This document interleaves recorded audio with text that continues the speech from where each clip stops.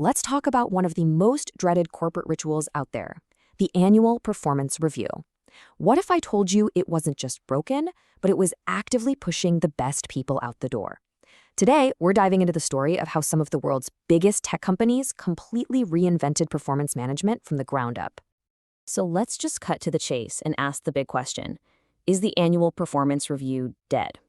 Well, for a growing number of the world's most innovative companies, the answer isn't just yes, it's a resounding yes. And getting rid of it was a huge strategic move. Let's dig into why. Okay, to really wrap your head around the problem, look at this number.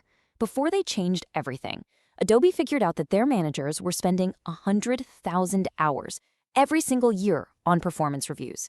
That is a mind-boggling amount of time poured into a system that, as it turned out, was actually pushing their best employees to quit.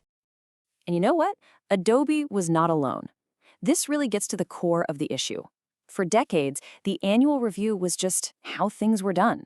But these forward-thinking companies started to realize it wasn't just a pain or a bunch of paperwork, it was a fundamental business failure that was hurting the very people it was supposed to be helping. I mean, this quote just says it all, doesn't it? At Microsoft, they had this infamous stack ranking system. It forced managers to grade employees on a curve, literally pitting them against each other. It was so toxic that people inside the company later called it a lost decade of innovation. It just killed teamwork and morale. So what we're seeing here is a massive philosophical shift. The old way was judgmental. The manager is a judge looking in the rearview mirror once a year. The new way? It's all about development. The manager is a coach, having continuous, forward-looking conversations. It's a total 180 on the entire dynamic. So, who were the pioneers here? Well, back in 2012, Adobe made a move that was honestly pretty radical for the time. They didn't just tweak the system. They completely blew it up, got rid of annual reviews and stack ranking altogether. And they bet big on something much more human: conversation. They called their new system the check-in. And the idea behind it was simple, but really powerful. Instead of one giant stressful meeting a year, you have ongoing informal chats about goals, feedback, and growth. It was designed to turn managers from critics into coaches. So, did this big bet actually work? Oh yeah, the results were incredible. After they rolled out the check-in, Adobe saw a 30% drop in voluntary turnover. Think about that. Their best people stopped walking out the door. This was proof that focusing on development wasn't just a nice idea, it was a winning business strategy. Okay, next up, Microsoft.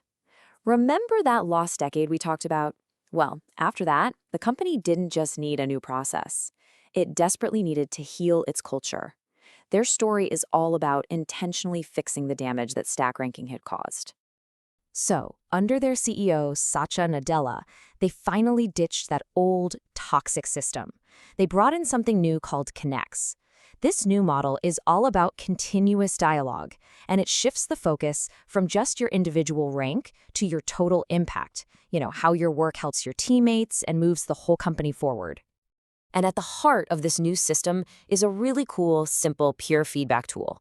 Anyone can ask a coworker for their perspective, and the feedback is framed around two simple but really powerful questions.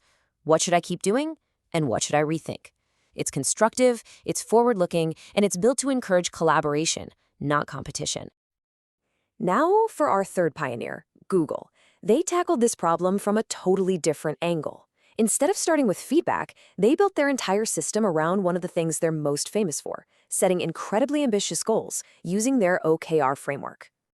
See, at Google, goals aren't just a checklist of things you're supposed to do. They're stretch goals, sometimes even called moonshots. And here's the wild part. Hitting just 60 or 70% of one of these huge goals is actually seen as a major success. Why? Because it proves the goal was so ambitious that it forced you to innovate, not just make tiny improvements. In fact, hitting 100% on your goal at Google might actually be a red flag. Seriously, it probably means you didn't aim high enough in the first place. The real magic happens in that 70% zone, because that's where you know you're really pushing the limits. But wait, how do you get people to take those kinds of huge risks without being terrified of failing and missing their bonus? You make one absolutely critical design choice. You completely separate those ambitious goals from their pay. By doing that, you remove the fear of failure and you free everyone up to swing for the fences.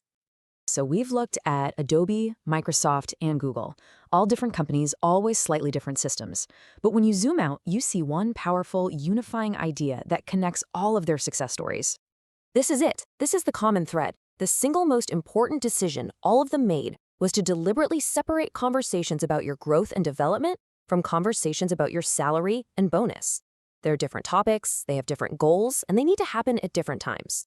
So why is that one change so incredibly powerful? Well, it all comes down to creating psychological safety. When you take the immediate threat of a financial consequence off the table, people can finally have real, honest conversations. It unlocks genuine coaching, and it builds a true culture of learning and growth. And I think the key thing to take away from all this is that these transformations, they're not some kind of corporate magic that only these giants can perform. It's a result of smart, intentional design. It's a playbook, and any organization can learn from it. Really, it all boils down to the single crystallizing idea. The secret to keeping your best people, sparking collaboration, and driving real innovation is to fundamentally shift your company's mindset. You have to invest in developing your people, not just judging them. So I'll leave you with this question to think about. Take a look at the way things work in your own organization. Is your company investing its time and energy in judgment, or is it truly investing in development? The answer to that question might just tell you everything about its future. Thanks for tuning in to this explainer.